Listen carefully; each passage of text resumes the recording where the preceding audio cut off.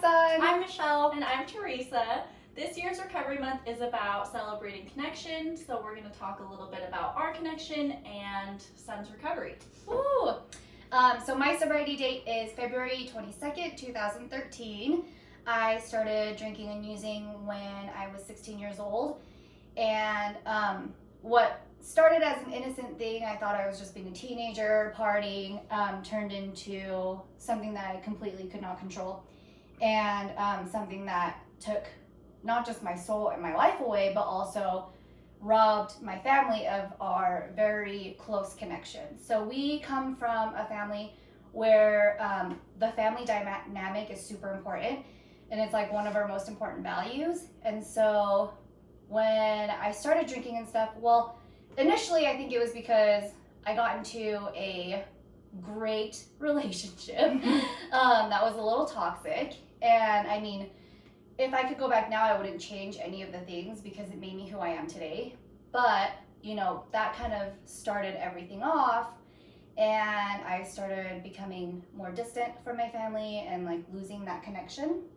And it even got to the point where I was in high school, I mean like 16 or 17, and my mom would be picking up Michelle and Teresa from school, and they would ask her if I was in a good mood or a bad mood.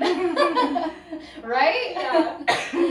I can't remember who it was. Probably me. Yeah. Because they were like, oh my gosh, do we have to like walk on eggshells? Tiptoe around. Yeah, tiptoe around to make sure she doesn't get mad at us. And looking back on it, it was just because I was, in my perspective, looking back on it now, because I was so incapable of dealing with all these crazy strong emotions that I was going through. I didn't have coping mechanisms. So what resulted from it was obviously abusing drugs and alcohol so that I could try to like fill that gaping hole that I had, and rage. And not rage, but like, I don't know, just anger and disdain and discomfort with being myself and being in the world. So that's kind of how it started.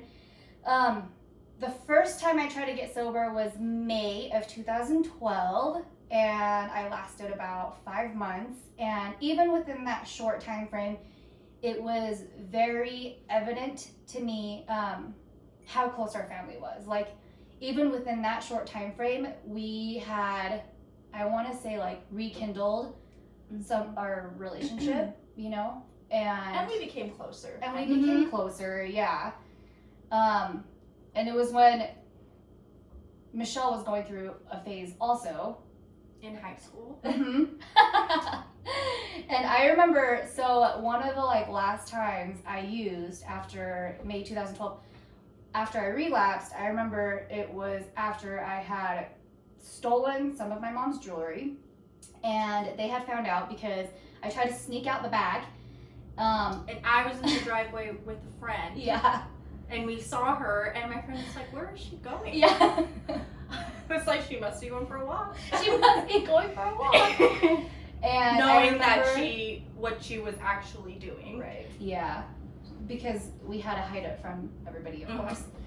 But I remember being at the pawn shop and getting a text from Michelle. And this is like when Michelle did not say cuss words, and I remember she said something to the effect of like, bring back mom's effing necklace, or like something like that. And it just like, oh, you know those moments of clarity that you have even in your drug addiction where you're like, ouch, like this really hurts, and this is not me, and this is hurting more than trying to cope with drugs and alcohol. Like, this hurts more.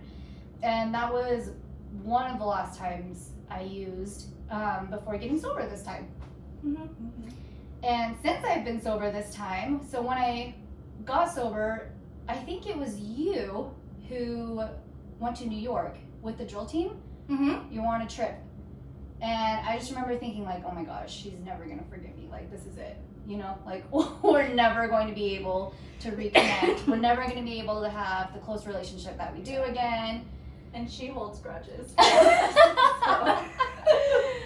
But yeah, I think what's important as a family member to somebody who is in recovery is it's easier said than done, but to really forgive and realize that they are not who you think they are. They're not in the right state of mind.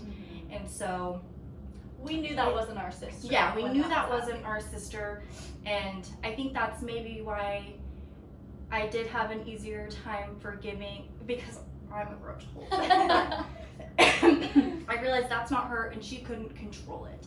That was the life that she was living. It was a completely different life than the one that I knew, and she needed help and support and resources, and that's what we needed to offer her as family members to help her recover. And so just really letting go and understanding that they need help and that they're your family member who you really love was very important in reconnecting. Yeah. Since I got sober this time, I mean, we are super close. Anybody who knows any of us knows. Best friends. Yeah. Yeah. There are no secrets between There are no secrets.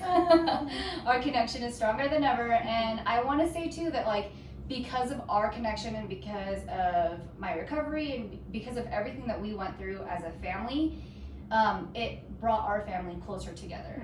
And like my parents were able to communicate better with us. Let go. They were very traditional Korean parents, Yeah. so they were much more lenient with Teresa and I Yeah. after they After all that realized. happened. Yeah, because I think, not to put any blame anywhere, but part of it was because she felt so restricted.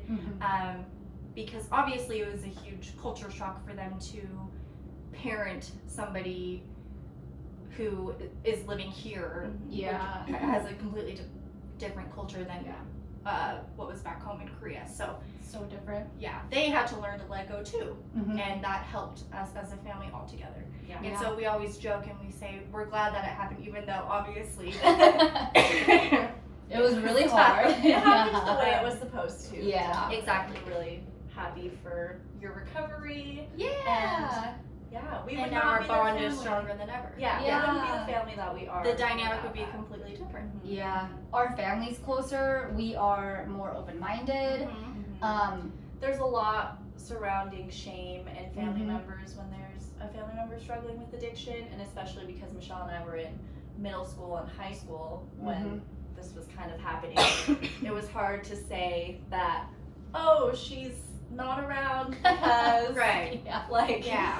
And she's now on it's drugs fun. and she's out on the streets. yeah. We can celebrate with my boyfriend and her boyfriend and All of our friends and Yeah. our boyfriend's siblings all together Yeah. to celebrate her, because we don't have to keep it a secret anymore, because it's a celebration Yeah. that she is in recovery and that she's fighting so hard for this new and wonderful life that she's built for herself. So Yay! Yeah. And a celebration for family members Uh-huh. to get Yes. through it. Right. You know? And I mean, every person's role in an active addiction relationship is different, and everybody has their own experiences with it. And I think we get to celebrate every single person's recovery, like whether it be a family member's recovering from the trauma that they had from their family member, or the active addicts, like obviously recovering. I think there's a lot of aspects to celebrate. And it led me to USARA. Yeah! Now I work there. I'm the administrative coordinator, and it's just funny how it all happened. full Yeah. circle. Full circle. I was just gonna say that. Yeah, Really we get to celebrate recovery every day. Yes. Yep, it's and a our huge part of connection. all of our lives now, not just hers. It's Yeah. something we all share, Yeah. Yeah. and we can joke about it now. Yeah.